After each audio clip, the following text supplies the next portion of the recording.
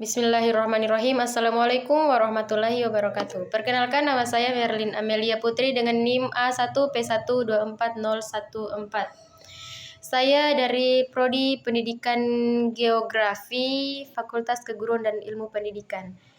Di video kali ini saya akan mempresentasikan PPT saya di mata kuliah Geomorfologi Umum dengan tema memahami geomorfologi dan genetik bentuk lahan.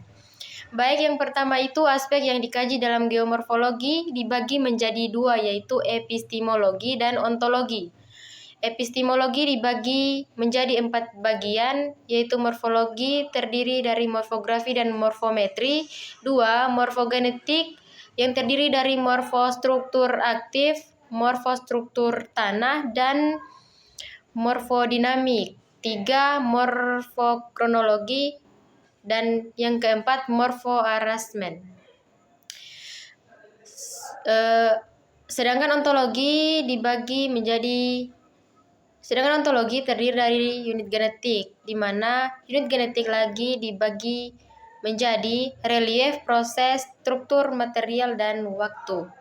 Next, morfologi atau bentuk muka bumi. Morfologi mendeskripsikan tentang komposisi dan kondisi bentuk lahan atau kipas aluvial, dataran banjir, kerucut gunung api, lereng atas, lereng tengah, dan sebagainya.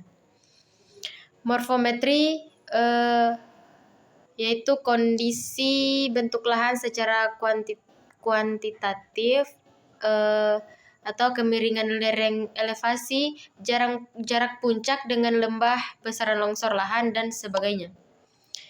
Berikutnya morfogenetik atau asal-usul dan perkembangan bentuk lahan. Morfogenetik dibagi menjadi dua, yaitu morfostruktur aktif, yaitu dinamika proses endogenetika berupa tektonisme dan vulkanisme yang berpengaruh terhadap bentuk lahan. Kedua, morfostruktur pasif, yaitu dinamika struktur kulit bumi dan litologi berupa denudasi yang berpengaruh terhadap bentuk lahan. C. Morfodinamik. Yang ketiga, dinamika proses eksogenetik yang mempengaruhi bentuk lahan dalam waktu relatif cepat seperti banjir, erosi, erupsi gunung api, dan lain-lain. Selanjutnya morfokronologi, yaitu urutan terbentuknya bentuk lahan berdasarkan umur relatif atau absolut.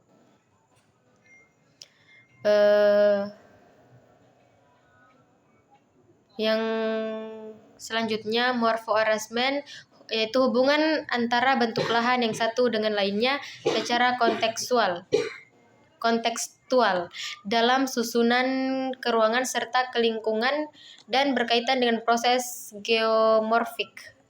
Selanjutnya model dalam geomorfologi yaitu ciptaan ideal dari kenyataan seperti aslinya yang kompleks dengan maksud untuk menyederhanakannya sehingga mudah untuk dipahami. Selanjutnya genetik bentuk lahan. Genetik bentuk lahan sesuai gambar. Selanjutnya tenaga endogen dan atau tektonisme. Di sini dijelaskan Indonesia bagian dari rangkaian gunung api yang dikenal sebagai cincin api pasif. Oke. Selanjutnya proses geomorfologi dibagi menjadi dua, yaitu vulkanisme dan diostropisme. Sedangkan bentuk lahan ini terdiri dari vulkanis, kedua struktural. Selanjutnya tenaga eksogen sesuai gambar, dan selanjutnya kronologi stadium pembentukan permukaan bumi.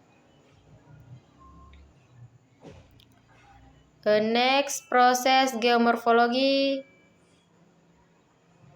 dan bentuk lahan.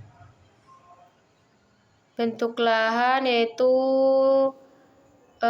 denudasional, fluvial, marin, glasial, eolian organik.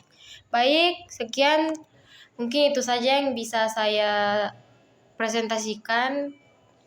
Lebih dan kurangnya mohon dimaafkan. Saya akhiri dengan ucapan wabillahi taufiq walhidayah. Wassalamualaikum warahmatullahi wabarakatuh.